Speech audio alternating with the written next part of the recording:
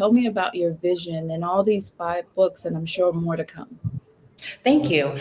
So, my vision is of the world where we can carry pain in a way that is more life sustaining, Mm.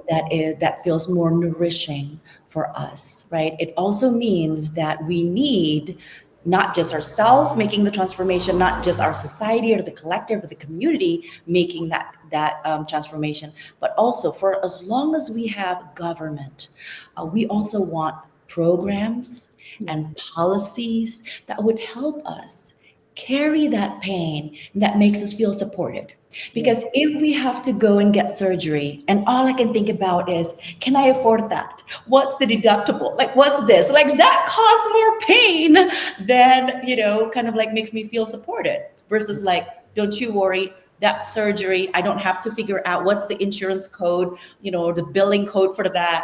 We got you covered, Yeah. right? Yeah. How does that make you feel? Yeah. Right? The society, the community, the collective, the family, your workplace, Hmm. right? Hmm. Hmm. Because a lot of the time, we only think of like, oh, the government, like they didn't do that. What about our workplace? What do they do to make us feel like, oh, this is the best support? Our parents just died and they expect us to just like not feel anything and just show up the next day. Hmm. I mean, this pain, we're humans, right? Yes. So Yes. what is it that, everybody, everything, every organization, every collective out there um, can provide us with, right? And so so far, my books, including the book that I'm currently finishing right now, and the one that I'm working on right now is about grief, and that's why I mentioned that idea about grief and how can our society support people who are grieving. And so far, the kind of the thread in our writings has been about feelings and emotions, and especially how power works through emotions. Yeah. One Yeah. example that relates pain and power is that's why bullies try to hurt us. Hmm. Because the minute they make us feel small, they make us feel ugly, they make us feel whatever they want us to feel, Yes. it's easier for them to control us. Yeah. So the easiest thing when someone tries to bully us is to refuse to feel that pain that they try to inflict on us. Yeah. Yeah. Yeah. So that's one way of that is one of the visions that I have for this world is that Yes. we can carry this pain in a playful way, in a loving way, like together rather than alone. Yes. And you know what's interesting is this in no way, shape, form is about me, but I have to mention this because you speak about grief. Is I was an organ, tissue, and eye coordinator. And I did that for about 7 or 8 years, which is speaking to families about donating and whether they wanted to or not. Mhm. That's a grief that they couldn't control, right? And so there was one of those things where it was imperative to listen to what type of grief are they having, right? Is it Mhm. age? Is it sudden? Is it a tragedy that occurred, while separated from their families and things like that? And so the grief that they were enduring within the minimal amount of time that I had to contact them was completely different from grief that's created uh, societally. You know what I mean? So and it just brought me back to what grief looks like and how long it could take to get through it. You know what I mean? And I won't say get over it because grief isn't often something I think you get over. You just get through it, right? And just that Mhm. accepting part, just like you were saying about pain and everything else. So it just brought me back to that because a lot of what you're saying has a lot to do with how we get through it and how we're going to be able to manage it when it surfaces. And then as you mentioned, what is the community doing differently to help those that are experiencing these type of things, to include the workplace, which is very different, that type of lifestyle. But if you have to go there, you have to deal with, their level of how to be in a business or how to be an employee, et cetera. So you were talking about some things that I think that it's going to definitely help people to understand what that looks like, and maybe figuring out ways to help the community to help them manage it. As I mentioned before, it takes us being verbal, though, to say this is how we feel, but how many people accept it? It's just Mhm. it's such this imbalance. Mhm, mhm. Yeah, and also just to add about the verbal part of it, and again, I love that we are able to communicate, and sometimes we can't, Hmm. because what you said kind of reminded me of this one time I did this 11-day. It's officially 10-day silent meditation Mm. where we can't talk, not even with like Yes, yes, yes. codes.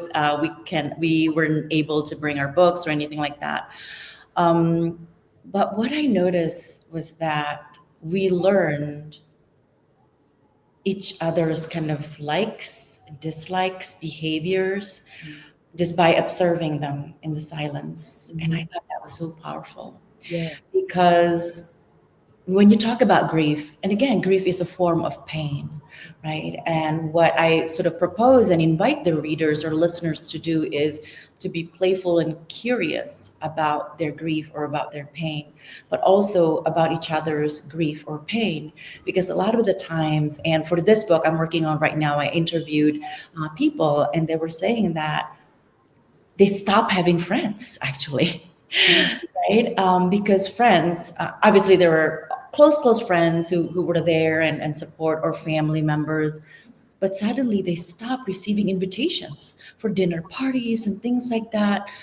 And it's as if we don't want to like sit there, right? And maybe we don't want to ask about their grief, yeah, right? Because maybe they don't want to talk about it, or maybe they're not ready to talk about it. But how can we learn what does this grief look like? What does this grief manifest? What's your grief look like? Because like you said, exactly, your grief may look different and feel different from mine, from that person, right? So I want to know your grief. I want to get to know your grief better, right? Vice versa. And maybe if we can't do it verbally yet, yeah, or maybe that moment, how can we sit with each other, and how can we just hug it out yeah. and just lay together? Because one of the interviewees who I talked to, she lost her baby, Mm. right? A few hours after. And sometimes, oh, I'm having goosebumps just talking about this. Um, and then she said, like, one of the things that were most helpful was when her husband would just come to the bed and just lay there with her and Yes, just felt, didn't say anything, didn't like, because you can't, there is no word, yeah, no word, right? That would make you feel better yeah, that you just lost that baby, right? And so in those moments, they learn about how each other can grieve, or that grieving process, or the other person's grieving process look like, and stuff like that, without words, yeah, right? And again, I'm not at all saying that talking doesn't help. It does, and I love talking. This is like what I do for a living. I talk, and yeah, I yeah. teach in the classroom as well. So but that is so beautiful. And I also wanted to say about your waterfalls metaphor. The next time I cry, that's going to be there, and I'm like, this is my beautiful waterfalls. And people, tourists, they come to like all different parts of the world just to see waterfalls, right? Mhm. And so this is a beautiful thing that we have this, the natural waterfall of our own. Thank Yeah. you for that. It's so beautiful. I love it. You're welcome. And I tell you, sitting on here and speaking to you, I think my mind is just going and going and going because it's a great conversation to have. And it's a great conversation for people to actually just sit and watch and wonder. I desire most people to listen to this and be curious.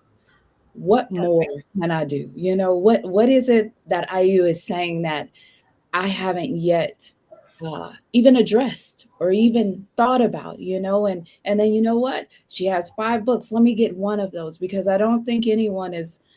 Many are free from pain.